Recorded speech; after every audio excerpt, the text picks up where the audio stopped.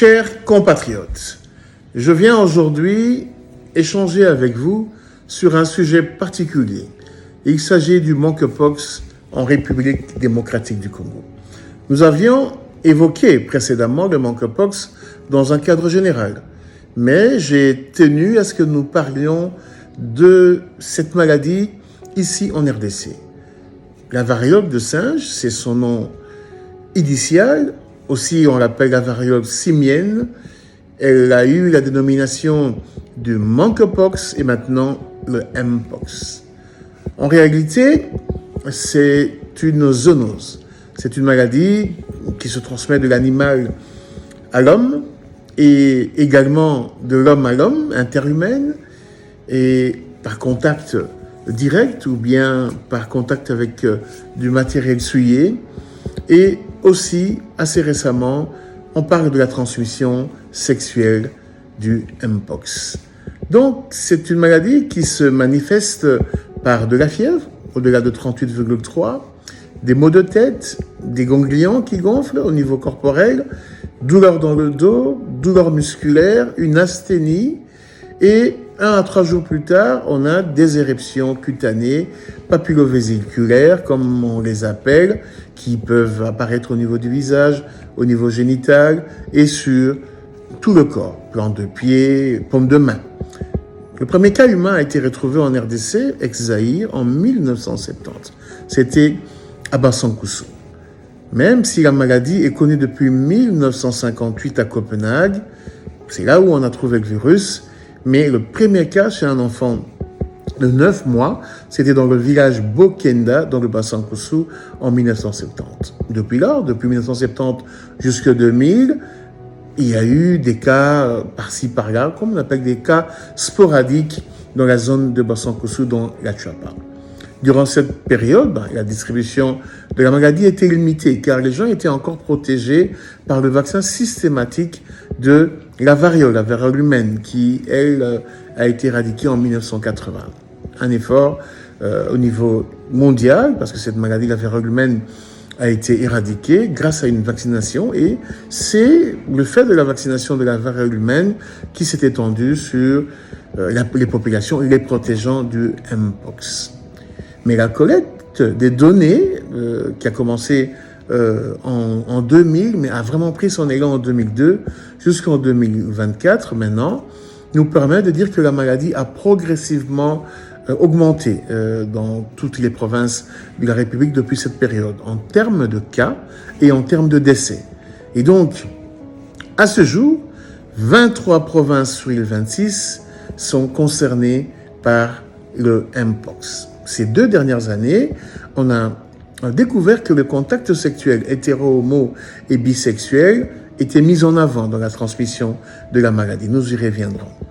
Donc, comme je viens de vous dire, à ce jour, 23 provinces notifient des cas. Donc, ils demandent qu'il y ait un regard particulier du ministère de tutelle, donc le ministère de la Santé publique et Prévoyance sociale, pour suivre ces cas. Depuis le début de l'année, donc l'évolution récurrente de la maladie pour l'année 2024, donc de la semaine 1 à cette semaine 27, indique quand même les cas qui sont élevés dans plusieurs provinces de la République. Raison pour laquelle je viens ici pour faire des remarques importantes.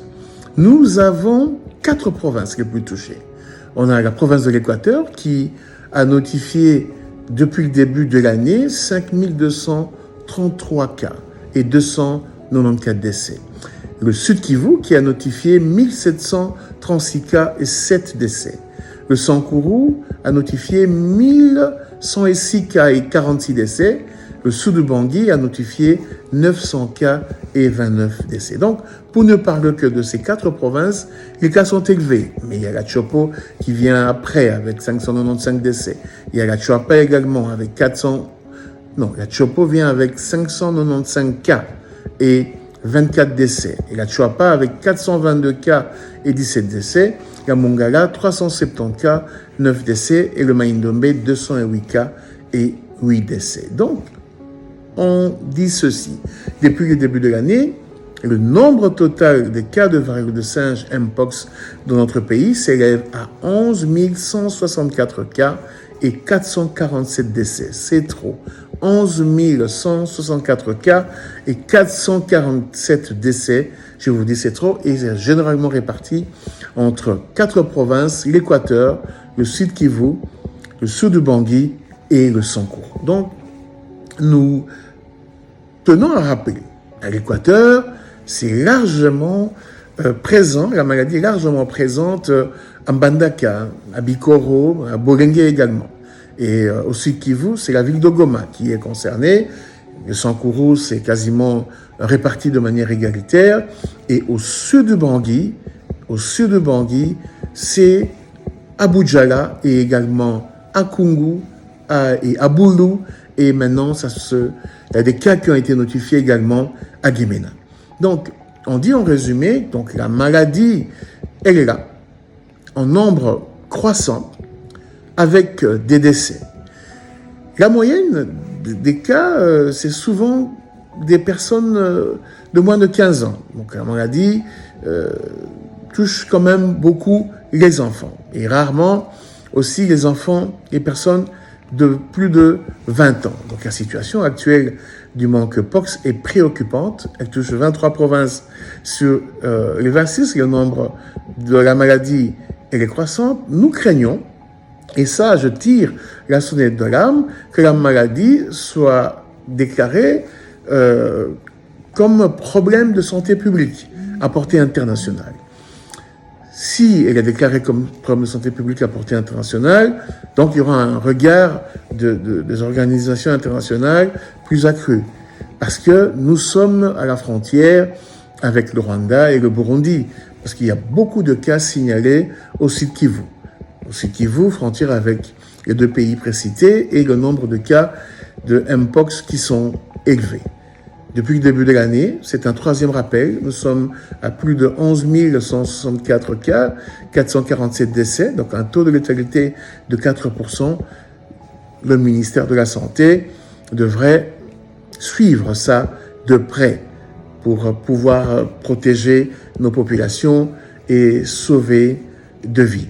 On remarque que la transmission au Sud Kivu et au Nord Kivu est plus une transmission sexuelle parce que ça atteint des personnes de plus de 20 ans, personnes adultes. Alors que dans le Sankuru et à l'Équateur, on a plus une transmission des plus jeunes. Donc on suppose que c'est le contact avec les vecteurs de la maladie, donc les animaux, le contact avec la nourriture mal cuite des viandes des animaux sauvages qui sont peut-être attrapés par la population. Donc ça montre que la maladie a un comportement au Sud Kivu, au Nord Kivu. On pense que maintenant c'est la transmission interhumaine de manière sexuelle, alors que dans les autres parties, c'est plutôt une transmission initiale, donc zoonotique, de l'animal à l'humain. C'est important de le dire pour que nous soyons alertes. La riposte est importante. Là où vient le rôle de tous les acteurs dans le mécanisme pour barrer la route à la circulation du Mpox. Il faut faire un effort pour améliorer la coordination et la mobilisation des ressources, afin d'accompagner les provinces par les experts. Mais nous devons aussi faire un effort, car les experts déployés sur terrain n'ont pas, selon les informations qui nous remontent, la capacité d'accompagner les provinces actuellement. Donc il faut une formation des experts pour que, au niveau provincial, la prise en charge soit efficiente. Donc à ce jour, la réponse requiert une amélioration en termes de stratégie. C'est important parce que ça touche des personnes, ça tue, et il faudrait que nous protégions nos populations. Le plus important, à mon sens, c'est d'organiser des campagnes de vaccination, surtout là où il y a des foyers épidémiques, de renforcer les mesures d'hygiène et l'organisation d'une prise en charge adéquate pour éviter les décès. Il faut rapidement mobiliser les ressources, je viens de le dire, renforcer la capacité des acteurs en les responsabilisant de manière à travailler efficacement et aider les provinces concernées à endiguer ces épidémies ou ces cas de maladie. À long terme, il faudra bien étudier le cycle de la maladie, mener des investigations approfondies sur les facteurs en cause de la propagation et de la diffusion de la maladie en vue des solutions et mesures de santé publique spécifiques.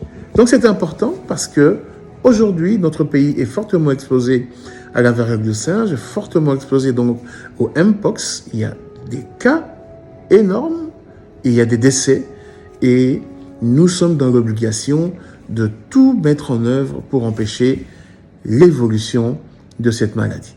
Je tenais à vous informer et à rappeler que c'est dans l'obligation et de l'intérêt de tous pour qu'on puisse sauver des vies qui sont en danger. Je vous remercie.